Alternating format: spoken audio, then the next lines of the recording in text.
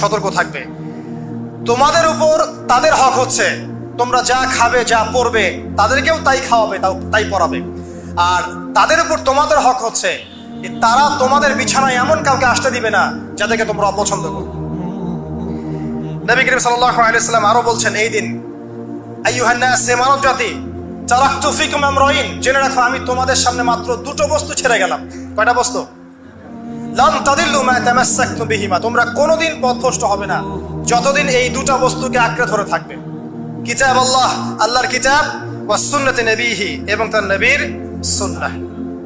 তিনি আরো বললেন, আল মুসলিম, জেনে রাখো প্রকৃত মুসলিম সে ব্যক্তি মান সালিমাল মুসলিমুনা মিন লিসানিহি ওয়া ইয়াদিহি, যে ব্যক্তির হাত এবং জবান থেকে অন্য মুসলিম নিরাপদ থাকে সেই ব্যক্তি হচ্ছে প্রকৃত মুসলিম।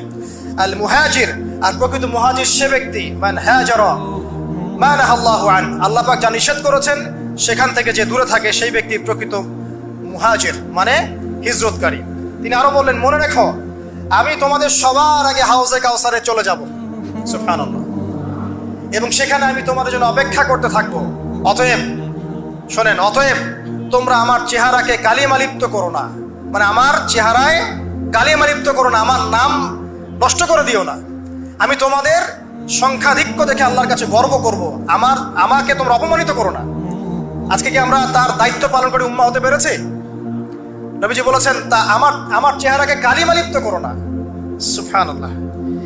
তিনি বলছেন, ওই সময় কিছু মানুষ থেকে আমি মুক্ত হয়ে যাব, আর কিছু মানুষ আমার থেকে মুক্ত হয়ে যাবে। বলা হলো, কারা ইয়া রাসূলুল্লাহ? তিনি বলছেন, আল্লাহ পাককে আমি বলবো, ইন্নাহুম মিন্নি, হে আল্লাহ এরা আমার উম্মাহ, এরা আমার উম্মত, আমার সাহাবী। আল্লাহ পাক বলবেন, ইন্নাকা লা তাদরি মা আহদাসা বা'দাক, তুমি জানো না, তুমি